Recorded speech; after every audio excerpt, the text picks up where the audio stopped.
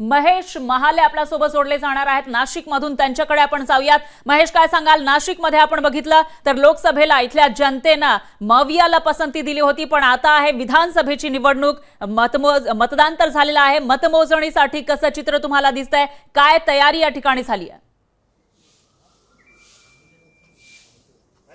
अगदी खरं आहे फरा, बघितलं गेलं तर नाशिक जिल्ह्यामध्ये 15 विधानसभा मतदारसंघ आहेत आणि त्या संदर्भातली मतमोजणी ही आज आहे। आता नाशिक मध्य विधानसभा मतदारसंघाची ज्या ठिकाणी मतमोजणी आहे त्या दादासाहेब गायकवाडच्या सभागृहाच्या इथे मी आहे। या ठिकाणी जर बघितलं तर पोलिसांचा कडेकोट बंदोबस्त या ठिकाणी लावण्यात आलेला आहे, तर येणाऱ्या प्रत्येक कर्मचाऱ्याची कसून चौकशी देखील करण्यात येत आहे।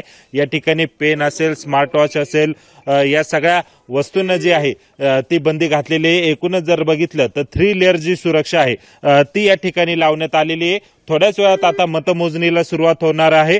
नाशिक जिल्ह्यातील 15 विधानसभा मतदारसंघाचा निकाल लवकरात लवकर हाती येण्याची शक्यता आहे। यामध्ये सर्वात लवकर जो निकाल आहे तो नाशिक जिल्ह्यातील निफाड आणि देवळाली मतदारसंघाचा लागणार आहे। जिल्ह्यामध्ये जर बघितलं तर प्रतिष्ठेची लढत जर म्हटली तर येवला मध्ये छगन भुजबळ आणि माणिकराव शिंदे यांच्यामध्ये लढत आहे, तर दुसरीकडे नांदगाव विधानसभा मतदारसंघामध्ये सुहास कांदे आणि समीर भुजबळ यांच्यामध्ये प्रमुख लढती आहे, तर मालेगाव बाह्यमध्ये पालकमंत्री दादा भुसे आणि आदव हिरे यांच्यामध्ये ही लढत होणार आहे। त्यामुळे आता मतमोजणीला अवघ्या काही मिनिटांमध्ये सुरुवात होणार आहे। नेमका काय निकाल हाती येतो? लोकसभेला तर नाशिककरांनी खरं तर महाविकास आघाडीला कौल दिलेला होता, मात्र विधानसभेला हा कौल आता कोणाच्या बाजूने जातो हे पाहणं महत्त्वाचं ठरणार आहे। फरा, निश्चितच महेश, एकूणच नाशिक मधल्या विधानसभा आपण बघितल्या तर इथं छगन भुजबळांसारखे जे मोठे नेते आहेत त्यांचीही प्रतिष्ठा पणाला लागली आणि जे एक्झिट पोल आलेले आहेत त्यानुसार छगन भुजबळ यांचा पराभव होणार असं सांगितलं जात आहे। त्या अनुषंगाने कशा पद्धतीच्या हालचाली तुम्हाला दिसत आहेत किंवा भुजबळांच्या गोटामध्ये एकूणच कसं वातावरण आहे?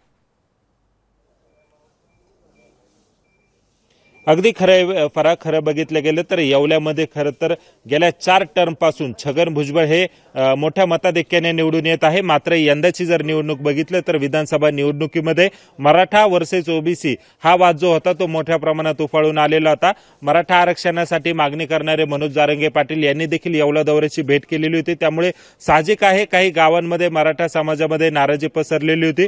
मात्र या निवडणुकीमध्ये देखील मी मोठ्या मताधिक्याने निवडून येणार असा विश्वास देखील छगन भुजबळ यांनी आपल्याकडे व्यक्त केलेला आहे। त्यामुळे आजच्या या लढतीकडे खरं तर लक्ष लागून राहिलेलं आहे। राज्यातील सर्वात हॉट मतदारसंघ हा येवला आणि नांदगाव ठरलेला आहे, त्यामुळे आता या मतदारसंघातून नेमकं कोण बाजी मारतं हे पाहणं महत्त्वाचं ठरणार आहे। फरा, निश्चितच महेश, धन्यवाद तुम्ही दिलेल्या या सविस्तर माहितीसाठी।